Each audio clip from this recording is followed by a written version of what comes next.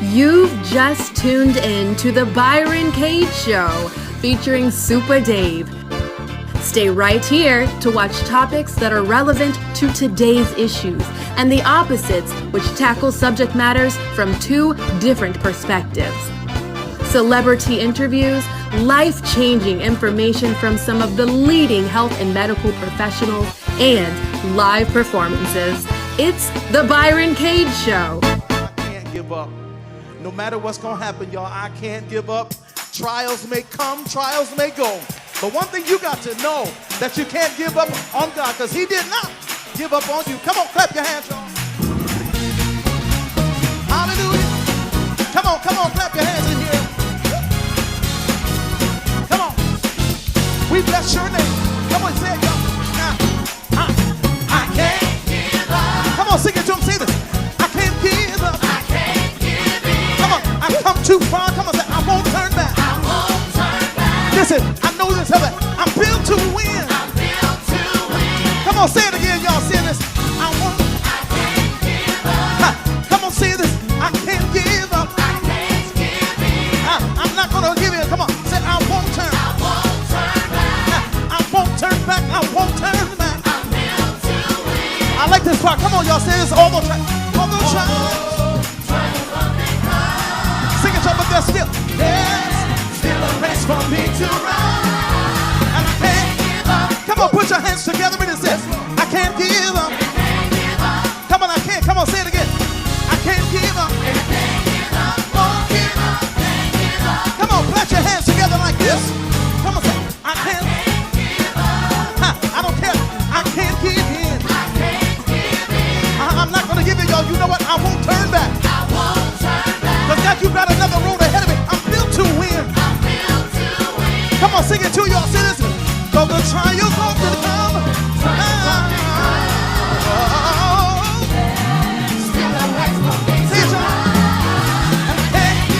Come on, I can't give up. I won't give up. Hallelujah. Come on, say it like this. Won't give up. Come on, say never, y'all. Never will I worry or complain. Because I'm not going to lose, y'all, but I'm going to gain. I know it. Never gonna give in. Come on now. But your provision will cause me to win. Say never. Never will I throw in the towel. Because you promised you'll make a way for me somehow. Yes. Listen, I come too far now to quit. Come on. I got to believe on. Come on, say it. Say, he's keeping. He's keeping me. He's keeping my mind. And perfect peace, whose mind is stayed on thee, because he trusted him. Come on, here we go, Jeff. He's keeping me alive. He's keeping me alive for a reason. Come on, y'all. My season and destiny about to meet up. Come on. Are you getting ready to exceed? And abundantly. More than I can think or imagine. Come on. More than I can muster up in my mind or even fathom. You're keeping me alive, Jesus. You're keeping me alive. Come on, one more time. Say, he's keeping me alive. Hey everybody, welcome back. Hey, Superman, that was my #1 song from last year. I can't give up. Okay. And I was so, yeah, man. Yeah, so, of course, I had the other one that came last week. I'm happy about that. But listen, you all, I'm excited because, well, I don't know if I'm excited. You know, there are people that are excited that the mandate for the mask has been lifted. People, what are you thinking? You know, and I know the court system said that it's not lawful. You can't have it. You can't wear masks. You can't make people wear masks. But the CDC and the scientists, we've been trying to trust for the longest. And I know we had the opposites of when Dr. Sharon was here. And you were telling her why you weren't getting the vaccine and why you felt uncomfortable. And to this day, you still don't have Moderna, Pfizer. You don't have none of it. Boosters, nothing. No, I'm going to stay away from that mess. I mean, only because, like she had also mentioned, you know, the way it treats your immune system or whatnot. I just don't believe in the science behind it for But me. what makes you say you don't believe in the scientists if you're not a scientist? If you're not a scientist or a doctor, then everything that you're basing your knowledge on almost could be just a conspiracy theory, because even if you say, well, no, if you read this, if you read that, well, depending on who you ask. No, I'm just giving you my personal outlook on it. I'm not really trying to fight you as how knowledgeable you are or how Dr. Sharonati knowledgeable she is. She still was told by somebody. She still was told by somebody that's the top of the food chain that's directing how all of this is seen. So I hear y'all, but okay, because you're still getting your information from someone else too. You're not doing the physical study. You are not creating the vaccine with your hands. But we hope that the public, when information is sent down to us, that it is accurate information, because we know people are still, maybe not as alarming rates anymore, but people are still dying of COVID-19 right now. Yeah. And they're usually people who have underlying conditions of asthmatic and obesity. And people are still getting sick vaccinated. Right. People's systems are weaning crazy. People are getting sick from like small colds and maybe not COVID and catching other things, but they're not interested in why all of a sudden everybody's getting sick back to back for other stuff. It's because their immune system is weaning because of the shot. That's why you have to get it, like I mentioned on our segment, every 6 months. That's why there's a number 2 booster coming out now. Now they're saying it's only supposed to be for 50 and 60-year-old people, but now there's a booster too. Now, why you look at me like when you said that, I'm about to be 60, but you don't like old people? You already on the train, man. You got to just keep it. I recommend that if you did it, you continue to do it. But I'm not going to jump myself in that pot. I'll take my chance. Listen, I don't look like I'm fixing to be 60. No, look at me up close. I don't look like I I'm believe 60. I believe my God got me in this situation. Well, listen, I believe my God got me too, but guess what also gonna have me? I gotta go to Houston, Texas on Friday. Saturday I'm flying to Chicago. Sunday I'm gonna be in Atlanta, and I'm gonna be looking like this on the plane. I'm gonna be just like this. Guys, they don't even see my eyes forget it. I'm just gonna have to But let's think about it, B. Why would they make that a thing? Why would they stop? There's no reason. Because I don't want nobody coughing around. No. Listen to what I'm saying. Why would they stop the mask? Why? There is no reason to take it away. All you could ever did in the beginning was make it an option for everybody. And not to mention the fighting that happens when people are on airplanes and they don't want to wear masks, they don't want to comply. They end up getting on the no-fly zone. So do you think It's that those fair. Yeah, but the fear on once I see, I would rather have this thing and not need it than to need it and not have it. Yes, because if someone is on the plane and the plane is closed and flying 30,000 feet in the air, and people have their mask off, they start coughing and start sneezing, I'm gonna be looking at them like this. You know what I'm saying? I mean, but you have your mask on and you're fully vaccinated. So why are y'all complaining? I'm complaining because everybody should still have their mask on until Why? this thing, You're protected, correct? until this thing is finally Hear me over. out. Are you protected? I'm protected because I have my shots. Okay, and so I have my then mask. what is your problem? My problem is I don't want people to wear masks. Why? I want people to wear masks, and I want a mask, and I want you to be Does the considerate of me vaccine work? as I'm being considerate of you. Does the vaccine work? Yes, it does. I'm still alive, huh? Why do I need to worry about you if you are vaccinated? Because I told you to. Why? See, y'all don't even have an answer. That's what your parents, you need a whoop, because that's what your parents used to Y'all tell you. don't have an There's always answer. questioning something. You always got to know what the answer is. You don't always got to know what the answer Yes, is, you Super Dave. do. You always got to know. Y'all You don't don't got even to know trust the the answer. CDC. Y'all don't even talk about what the CDC do. I'm putting my mask back. I'm not talking to you. I don't even want to talk to you right now. Can I get an answer? No, listen, You y'all. sound like Byron. Listen, y'all. We got Q Parker getting ready to come up next. Keep it right here on the Byron K Show while I try to see if I can convince this man to get vaccinated. Lord have mercy. Saints, stretch your hands toward him on the Byron K Show. When God has purposed for you to do something significant, expect the enemy to send out his special forces. That might be why your life has been so hard. Not because God is not with you, but maybe God is so distinctively with you. Maybe his plan for your life is so intimidating and threatening to the devil that there's no way he's going to let you ascend to your purpose without an attack. That might be why you're fighting right now.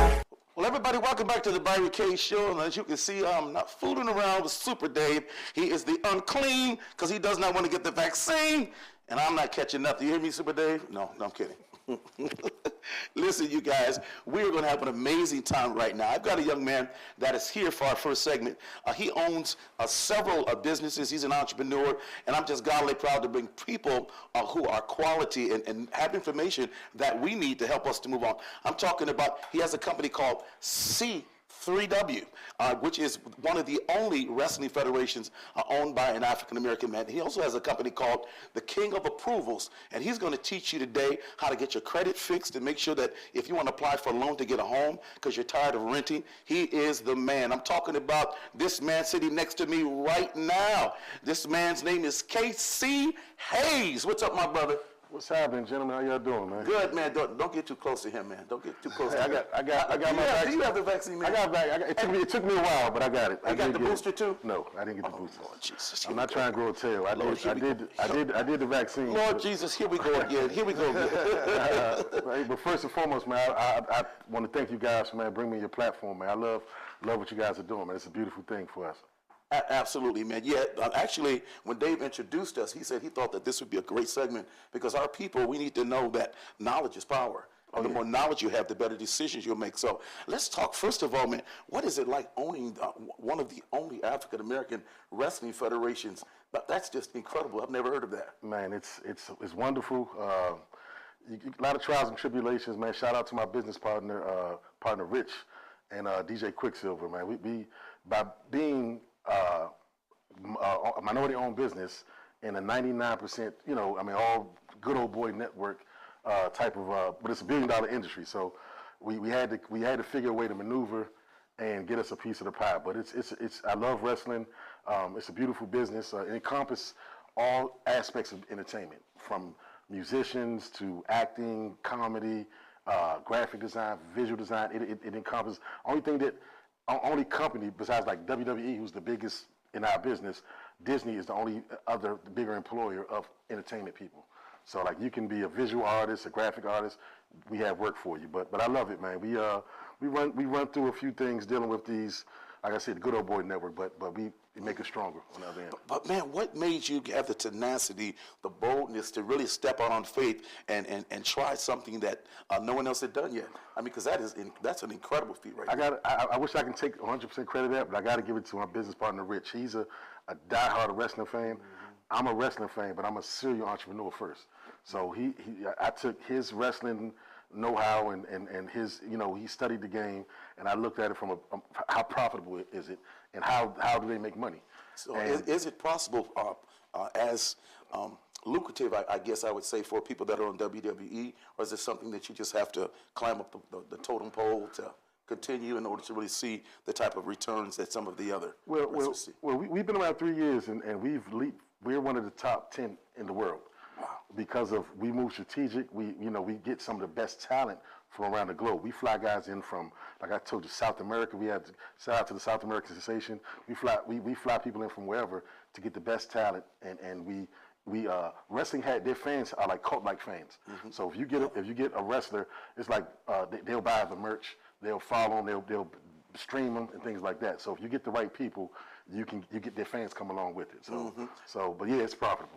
Man, I can't wait to see it, because I was a big fan of WWF and all of those good things. While even though we knew that they were very staged and all that kind of stuff, it was still very entertaining. I remember my dad taking us to those type of wrestling things. What about you, Dave? Are you a big wrestler fan like that? Yeah, I was a wrestling fan. I grew up with it. I'm actually in business with them as far as working with C3W. I consider myself a member of C3W. It's a good company, and I like that we have our own version of us in wrestling that we can stand behind and, allow people to come be themselves within how they see fit. They're really good owners. They don't tell people how to act. They just kind of work with what you bring to the table, and, they maximize your potential, which is awesome. We need more opportunities like that out here. So it's good to have. It's great to see.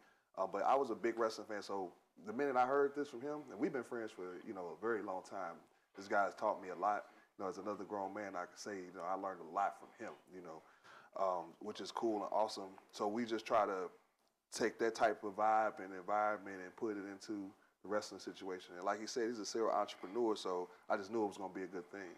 We have a good time with it. It's nice to see the kids in it, too, because they get to come out, be themselves, and hear their music, see their people that they can familiarize with that fits them a little bit better, and they have a good time. So it's always nice. Wow. Now, Casey, you can vouch and tell me if this is the truth. Super Dave told me that you want me in season 2, episode 1, to come to one of the wrestling and to be the ref. Hey, you've heard Is that it. true? You heard it here first, right here on the Byron, Haze and Supa Dave show. Y'all got my shirt, man. Don't make me take my jacket off. We have a special gold encrusted referee shirt for you with Come on now. CPW in the back and BKs on the front. He's going to be celebrity ref for our championship match. Y'all heard it here Right first. here. You heard it right here on the Right Byron here. Cage show. You heard it. You heard it. That's right. So as you say, you're a serial entrepreneur. What's your favorite thing that you top right? Like, what's your favorite? Venture, which out of all my venture. My favorite has to be King of Approvals, which is I partner with a direct lender. We can lend over $400 million for homes at one time. Sometimes we lend it out and we may sell it on the secondary market, but we can get you in homes. Like the American Dream is the key to wealth building for generations. So I'm a key proponent on home ownership. To me, real estate of somehow, I don't care if it's what it is, you have to own something if you really want to make it or have things to give to your kids or just kind of live a stable life. Renting, I mean, you're participating in home ownership, but you're paying for somebody else's house. And you're paying for where you're living and probably part of where they're living as well, because they charge you way more than what they're paying in mortgage. But I love working with people who think they can't get a home. Like I get people calling me saying, you know, my lease is up in 6 months. I want to kind of see what I can do then. And I crunch the numbers, I work with them, and I figure out a way to get them out of their lease and get them in a home now. Because I tell them, 6 months from now, you're not going to be able to afford the same house you can afford now because the rates are shooting up like daily right now. It's crazy. Now let me ask you this though: what did you come up with first, the C3W, or did you come up with the branding service for literacy with finances? Which one did you come up with? See, officially, I've been doing the lending stuff. I want to say unofficially for years. I mean, 20 years I've been on all sides of real estate. Officially, with my licenses and things like that, I would say C3W. We jumped that started off first. But I've been helping people. Once I found what I say is the glitch in getting your credit, a glitch in the matrix to getting your credit straight. I've been helping family members behind the scenes. Once I got my stuff straight, I've been helping anybody that I know that's willing to listen. There's a lot of myths on how to get your credit straight. It's very easy. It's two major components that'll get you eligible to get a home. A lot of people think they can't afford a home because they just don't know. You know what I mean? All their family been living in apartments, and they think it's just something that's just hard to do. And by me literally having closings 3 or 4 times a week, sometime a day, it's like making hamburgers. I can get you in the house. You know what I mean? If you're willing to listen. If not now, and if I work with you and you're not ready now, as long as you're willing to work, I don't stop until we get you in the home. So it may take 4 months, but as long as you listen, I'll give you a plan of action and we'll get you straight. Wow, let me ask a question then, man. As you're looking at this, how long was it before you had your first job, like in school, and what was that job, and how did that shape, I guess, all of your businesses that you have now? Yeah, my first, I consider, I guess, job. My mom, she's self-made. She was started out as a bookkeeper. Now she's a CFO for a major nonprofit. But my uncle owned a concrete company. I have a lot of entrepreneurs in my family. And when I was younger, probably about 13, 14, math has always been easy for me. I've been a numbers guy. I crunch numbers. And my mother used to do the books. This was before QuickBooks. This was before all that stuff. And it was just the book you get from the IRS that has how many exemptions, how much you made that paper, and it's charts. You got it literally by pencil, fill it in and go from there. But I used to do that segment of his payroll for my mother, so she didn't, it was the busy part of it, but I would crunch the numbers, and then I could go out, play basketball, whatever I was going to do. Once she saw, I watched her do it one time and kept asking her the questions, and then I did a couple of lines, and she was like, you know what, you can just do it, and she would pay me out of whatever she was getting. That was my first, that and selling candy as a kid before then, but that was my first, I would say, job, even though it was home-based. After that, my real job was when I was about 17, I worked with my uncle's concrete company, and we worked at the Kennedy Center, doing underground parking garages and stuff like that, pouring concrete. And that's when I really learned that I want to use my brain and not be on the other end of that pipe shooting out concrete with this thing called a vibrator, dipping it in and out of concrete so it can spread. Fix it, brother. Yeah. So, but shout out to Wayne, Green Concrete. That was the name of the concrete company. Wow, man. So you started out pretty young. So your family obviously never was on public assistance. Your family always worked. You always saw people working. Yeah. And that's just been kind of, because my family was the same way. Thank goodness my mom, a brilliant lady, she'll be 87 in August, and she always had a job. Yeah. Even after my dad left, she worked for Blue Cross Blue Shield of Michigan, and, she was bringing the finances in. And she taught us that if a man doesn't work, the Bible says he can't eat. And y'all see me, I love to eat. So I got to work. So yes, indeed.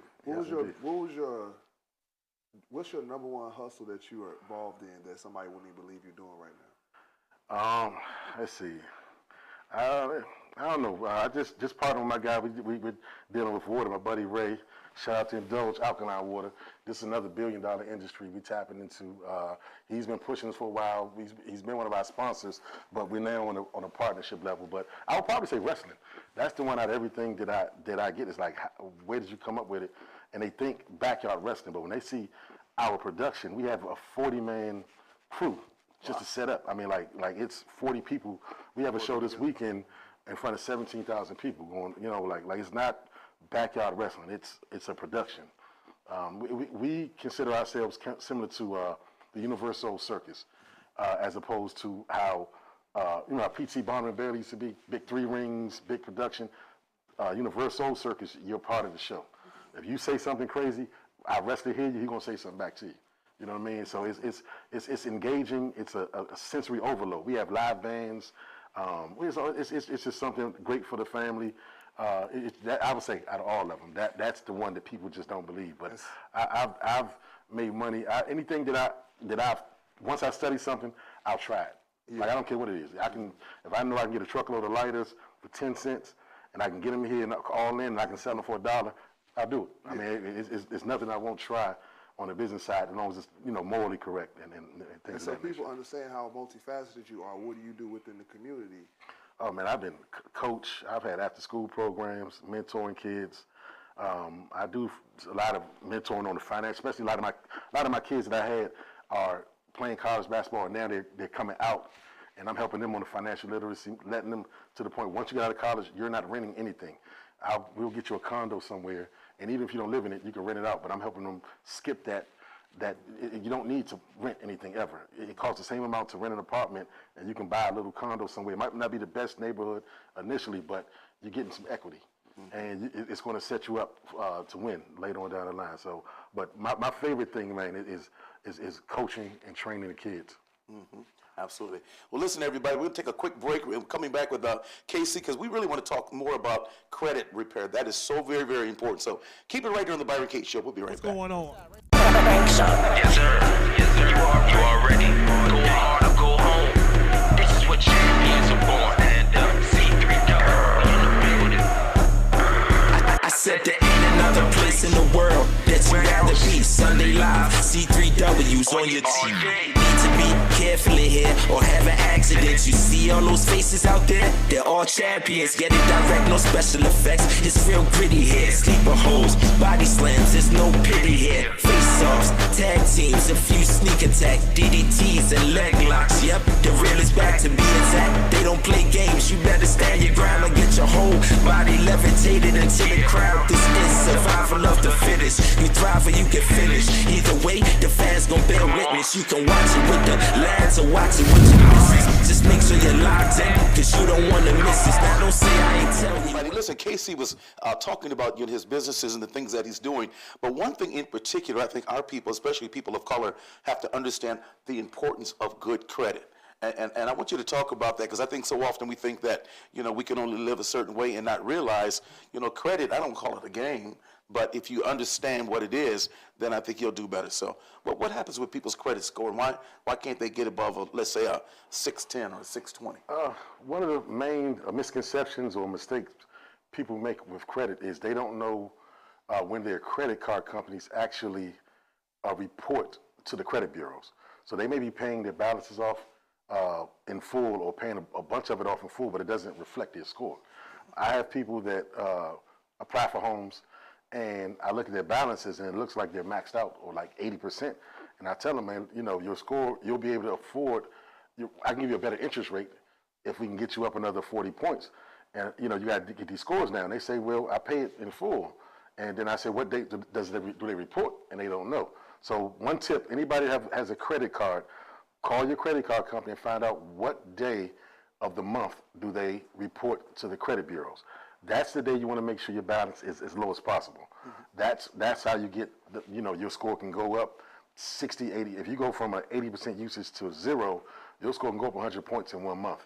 But let me ask you this, though, because most people don't understand that if you have more than 30% utilization on your personal credit card, then that's moving you into the unstable place where credit people look at you like you can't pay your bills or they rely on credit too much. How do you, I guess, maintain under that 30%? And you're right, it drives me crazy to go on Equifax and then go on Credit Karma, and there are two different scores. One will report that I paid my American Express bill and there's a low balance. The other one won't even have it on there. That's right. So one thing that I suggest to everybody, establish some kind of a business credit account. Once you get your credit up to 680, 640, which I can help you do that, get a business credit card and use that for day-to-day purchases. That way, it doesn't report back to your personal credit every month. It doesn't fluctuate. So there's no utilization. Zero utilization. Did y'all hear me say, y'all, there is no utilization on business credit cards? Yeah, exactly. And you won't see your score fluctuate if you use that for day-to-day purchases. Even if you make the minimum payment and it's at 99%, it does not. Only way it'll ever reflect on your personal credit is if you default on it. If you default, the whole thing is coming over, and that's another ball. So what if somebody says, I don't have a business to get the business credit card in? What was the answer to that? You can start one. You can start a consulting company. A business is just documents, getting your EIN number and then an LLC, and it's very simple. It sounds hard, but you can Google it, YouTube it, or you can go to kingofapprovals.com and email me or call me, and I'll walk you through it. That's the phone number on there. Comes directly right here. I'll answer it and I'll walk you through it. But yeah, if you can establish that, that way you save your own credit. Get your credit good and use that. Credit score is everything. If you don't have a good credit score, you pay more for everything. Your car insurance, anything you do, you may think it doesn't affect you, but you're paying a lot more to live a lifestyle that's probably at a lower level than somebody.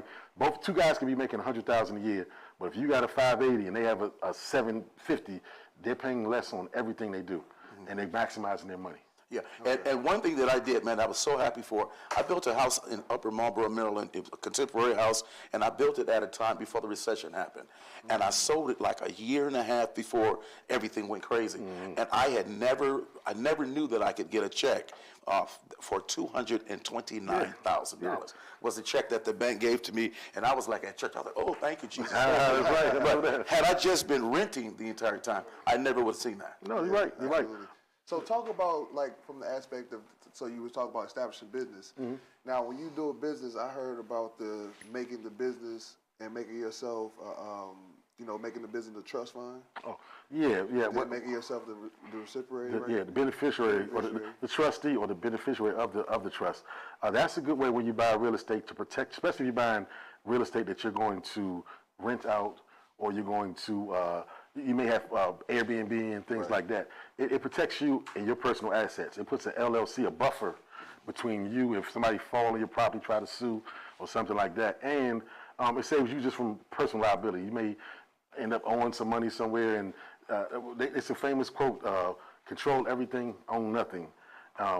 Most of my land and businesses, and real estate is in trusts. And it's also easier to pass on. When it's time to pass it on to your kids, they don't have to pay closing again. You just, in your will, make them the beneficiary of the trust, and it just matters signing, and it's theirs. You don't have probate. You don't have to pay 50% taxes on things. It just saves a lot of money. And we're not living from paycheck, y'all, to paycheck. Yeah. And it's like we just live so we get our hair done and get our nails done and go out and go to the movies and all that kind of stuff. The Bible says a good man leaves an inheritance for his children's children. Meaning what he's talking about is making sure that you have the type of resources that will go beyond you. And Casey, this has been amazing information that you're giving us today. Tell us again every place that we can find you. I know Dave is going to put it on the screen for you. You can find us c3wrestling.com. That's the fastest growing professional wrestling league on planet Earth. Kingofapprovals.com. That's anything dealing with finance. You'll have my direct number, email address on there, or you can click apply. If you're ready, click apply now. You can process, we can see what we can qualify you for. And also indulge alkalinewater.com. Better than Fiji, the healthiest, best tasting water on planet Earth right now. I think we might, Super Dave, we might have to charge him for that commercial. That's one of our first commercials. Lifetime supply, 6 month supply, run a couple cases of alkaline water at front row seat. Lifetime of 6 months. Right. Exactly. Hey, well, thank you again so much for coming, you guys. Stay tuned. I tell you, my man Q Parker from 112 is coming up next. We're going to have it right here on the Byron K Show featuring my main man, Super Dave. We're about to get it. Keep it locked right here.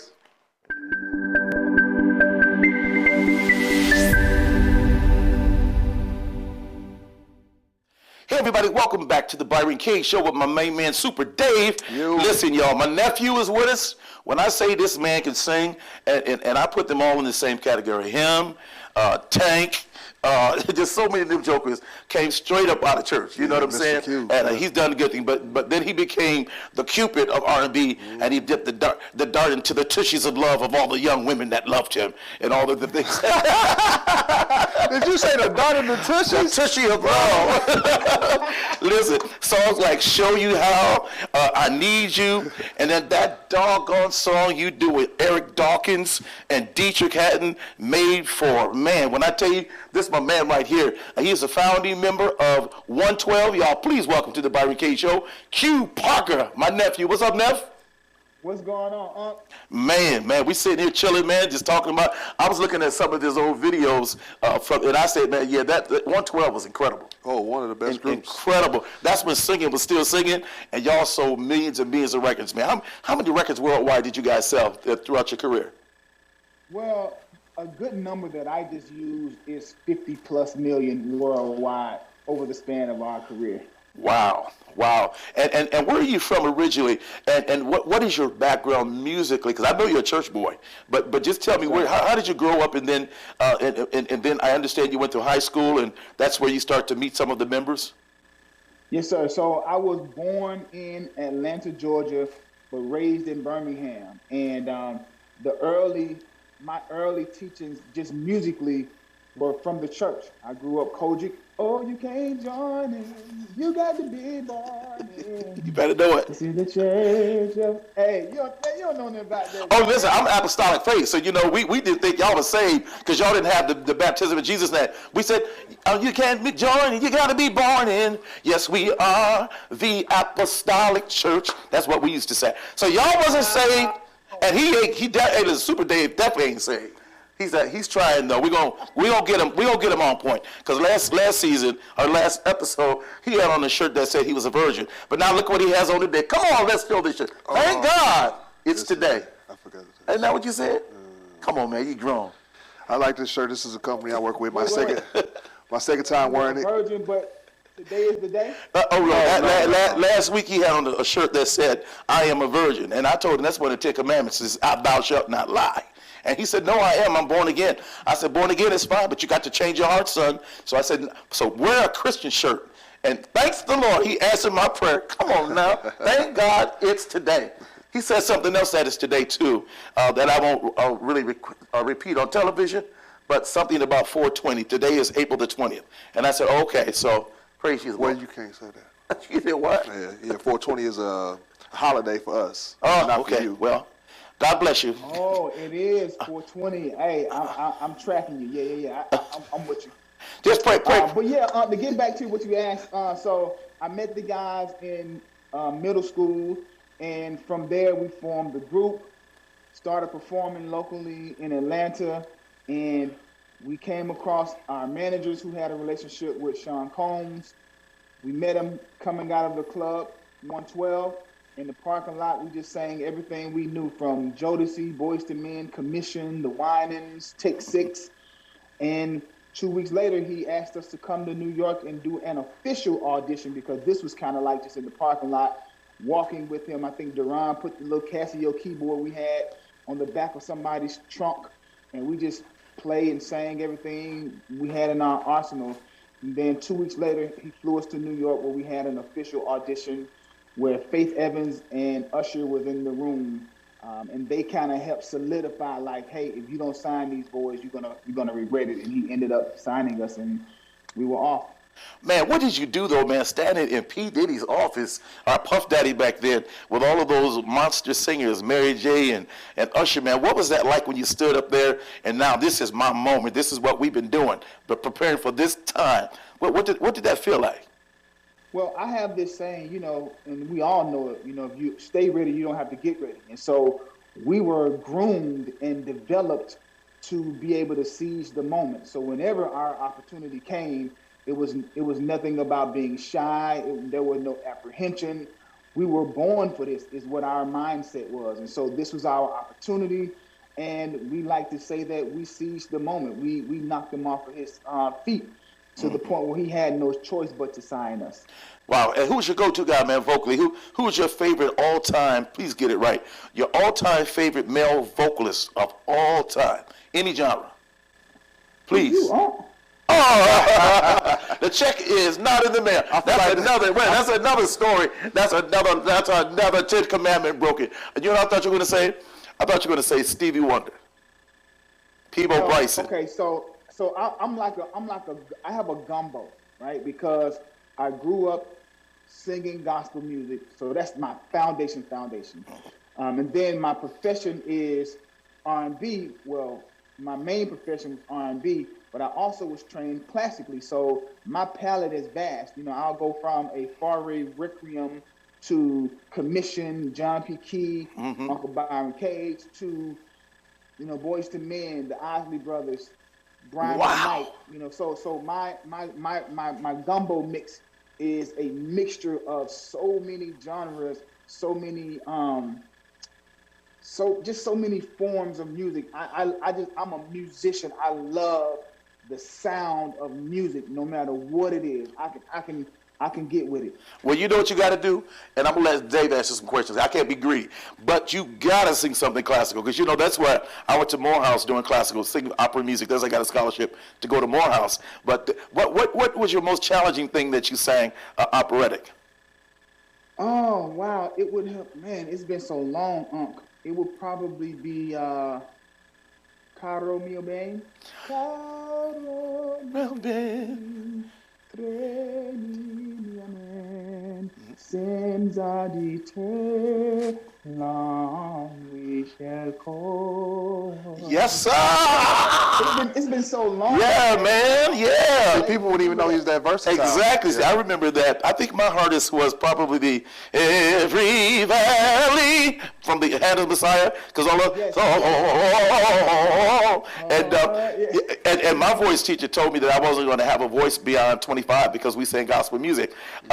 What are some of your things that you do to keep yourself healthy? Because now that you're in your early 40s, your voice, has it changed or has it only gotten stronger, or what have you done to keep it? I like to think that my voice has only gotten stronger.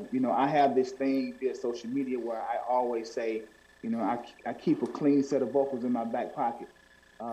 And I believe I'm that way because I love to have my voice on demand. I love that when I want my voice to do something, it does it. And I don't have to necessarily warm up and do all of that stuff. And I believe it is because of just my lifestyle. I've never been a drinker. I've never been a smoker. I understand rest and drinking adequate amounts of water. There is no yelling, no whispering. Vocal pedagogy and vocal health and vocal maintenance is just something that I live by. And so because of that, and also the things that I eat, I work out actively. And so I think my lifestyle affords me the luxury of being able to have clean vocals at all times. And that's something that I take pride on because, as we get older, people like to think that you're losing it or that you're falling off. But I just like to think that I'm getting stronger and stronger. And at 46, I feel like my voice is probably better than it was when I was 26. That's dope. That's dope. Pleasure to meet you, by the way, too, Mr. Parker. But Likewise. when people think Bad Boy, 112 definitely comes up. But I have to ask the question because of some of the shadow things that were behind Bad Boy. Would you still do it the same like you did? Absolutely, I would. Absolutely, I would. A lot of times people say if I could go back, I would change things. But the way that it happened was the way that it was supposed to happen. Yes, I sir. just like to say to people, I just hope you learned something during that journey so that it doesn't repeat itself if it was something that was unpleasant to you.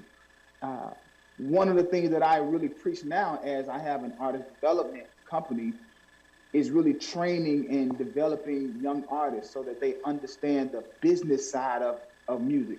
Yes, sir. One of the things that I really teach is understanding all the legal terms, understanding structures and contracts and agreements, and so that whatever you decide to do or bind yourself, it is something that you can do. So often, so many artists, especially in our era, Yes, sir. we were signed to some not so good deals. However, I'm fortunate that my group, we were able to work out of that deal and then get into a better situation. But Yes, that's sir. not really the story for a lot of other artists. And I just think that had we known better, had we been students of the game before signing and Yes, sir. not just relying on just our will and our want to just sing, it overshadowed us understanding the business. And so the first thing I teach is we're going to make sure you understand the business side, because it's really the business of music and not the music business. Absolutely. Yep. So being one of the bad boys, again, I know y'all toured a lot because y'all were killing it back then. Who was your favorite person? Because playing basketball, being on tour, you always had your co-buddy that you go kick it with. Who was your number one guy that you kicked it with every time y'all was on tour? On the Bad Boy tour or just within 112? Bad boy. So I never got a chance to tour with the Notorious B.I.G. But in the early years of us being signed, we were around him for, I think, almost 2 years. And he was just the life of the party. And so I would have loved to have spent, 4 to 6 weeks on a tour, 3 months on a tour with Big. But outside of Big, I would say Mace was always a character. Mace was always fun.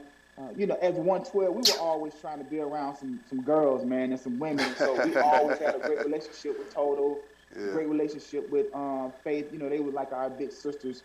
And so we were always just kind of hanging around the girls and the dancers and all that kind of stuff. But I mean, when you say the Bad Boy family, it was really that. It was a family. And even still today, they're some of my best friends. Faith is still my sister. The girls from Toto, we are still close. Carl Thomas, Mace, everybody are still really, really close.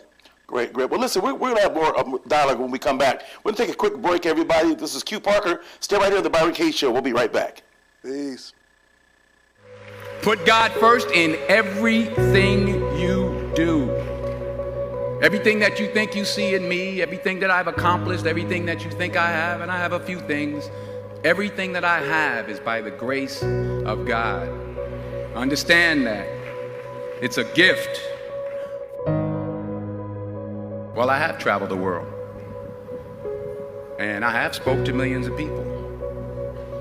But that's not the most important thing, the success that I had. The most important thing is that I've been protected, I've been directed, I've been corrected.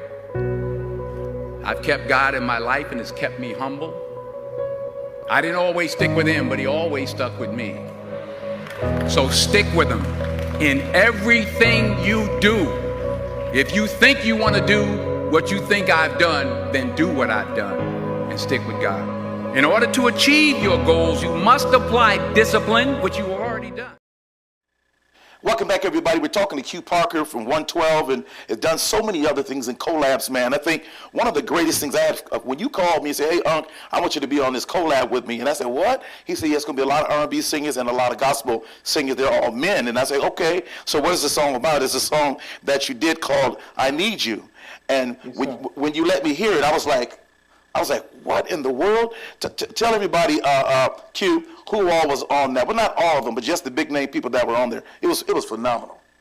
Man, yourself, John P. On the gospel side, yourself, John P. Key, Todd Delaney, Travis Green, Jonathan McReynolds, Vashawn Mitchell. I mean, Brian Courtney Wilson, just to name a few. But then on the R&B side, Tank, Case, Genuine, Music Soul Child, Major, Ruben Studdard, myself, I mean, it was 46 guys on the one record. It was my spin on, the classic "We Are the World" or either the Black Men United, but never have men from the gospel genre and the R&B genre alone come together to promote brotherhood, manhood, community, family.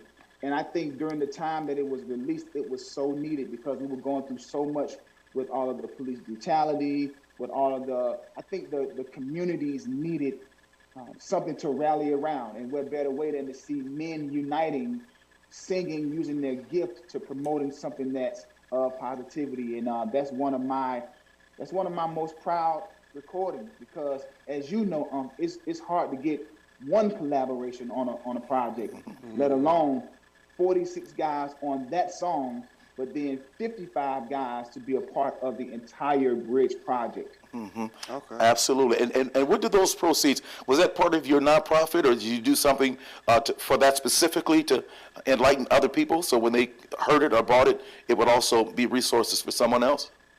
Absolutely. So I have a men's organization in Atlanta. It's called Brothers United of Atlanta. It was established in 2016, and it's really a safe space for men to just fellowship, motivate, encourage, and just love on each other.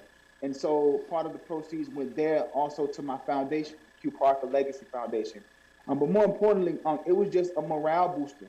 It was an opportunity to get peers of each other and fans of each other from across the bridge. Too often R&B and gospel are often pitted against each other.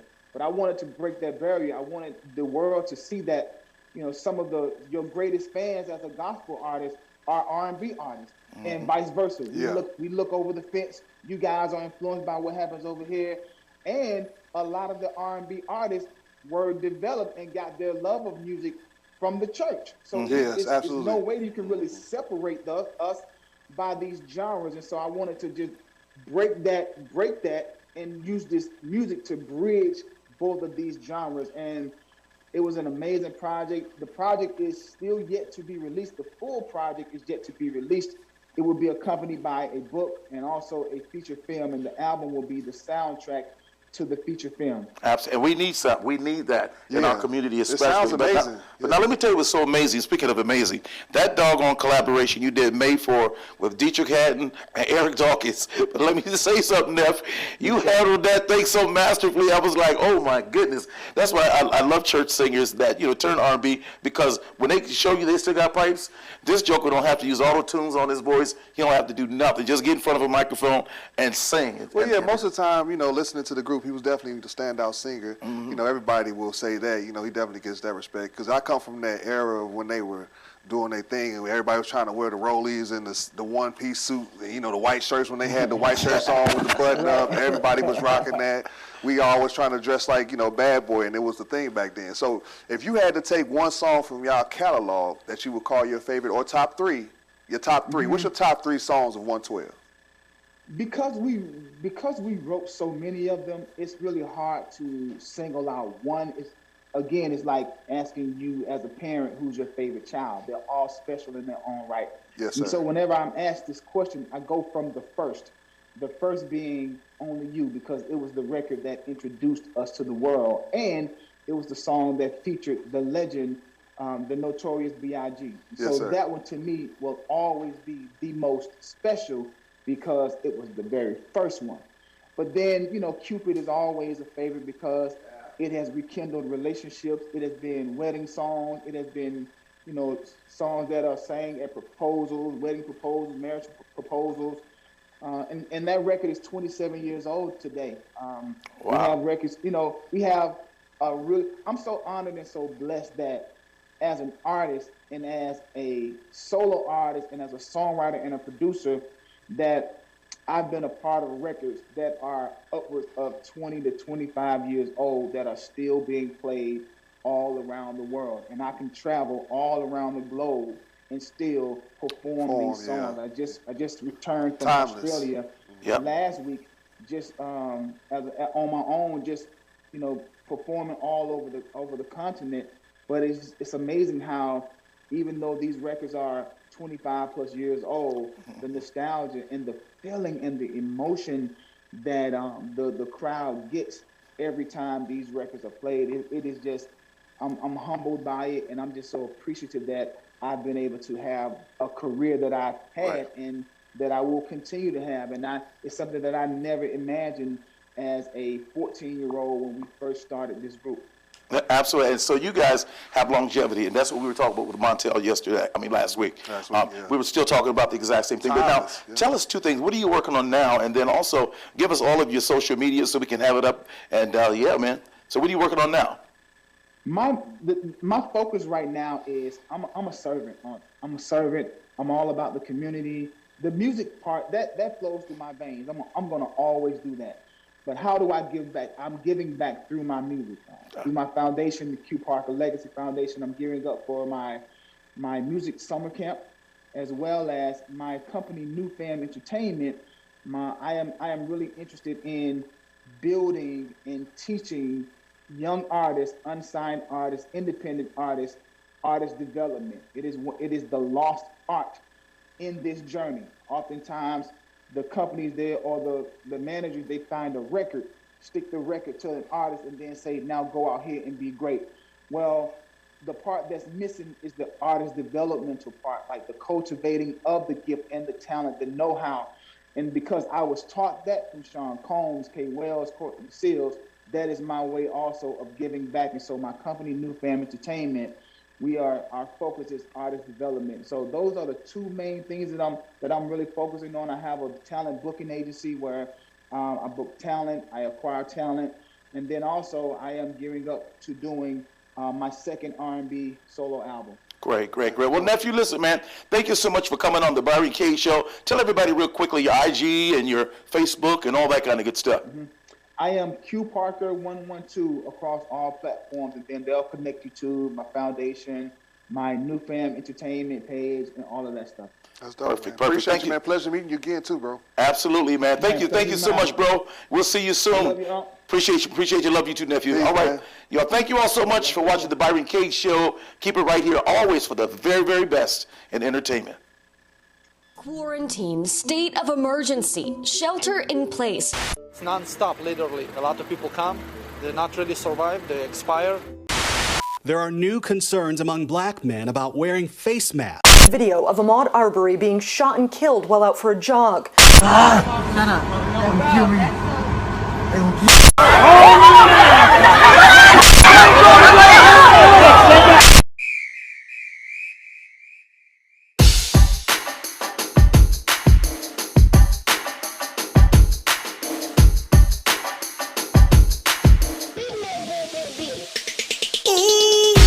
You might see me and you may think I'm doing fine. What you don't see is what I'm keeping behind this smile. Take a second, ask a question, you just might find that thing you've been struggling with. I've been dealing with at the same time.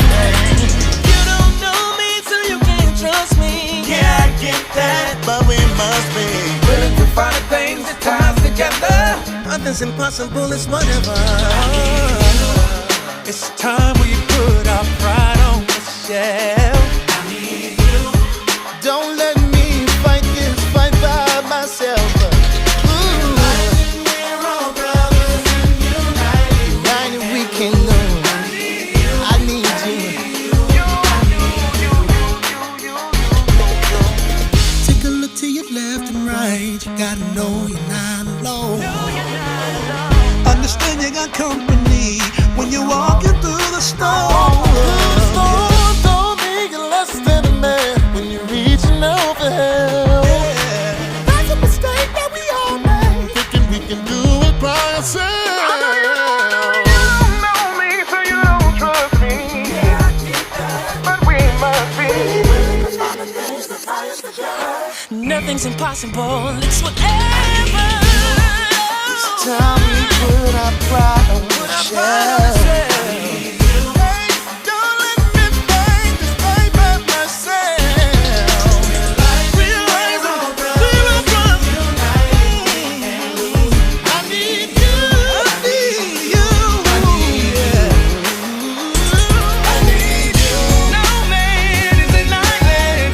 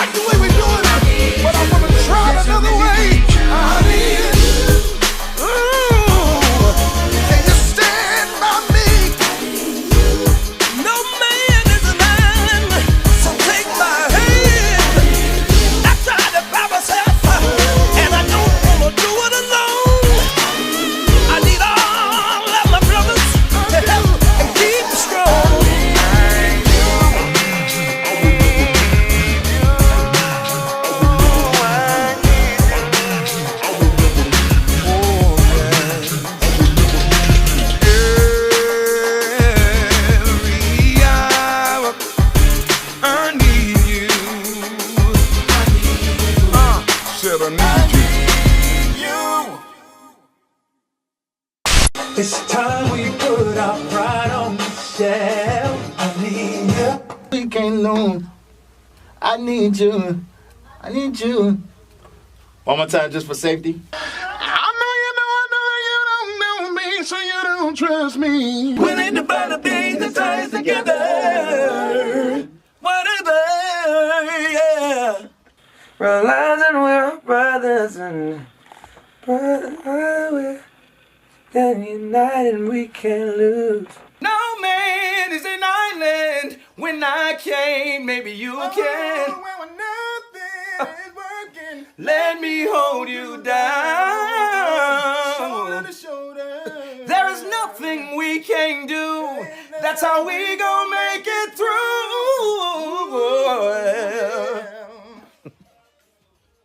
We gon' make it through. Listening? We're all brothers. Don't let me fight this better by myself.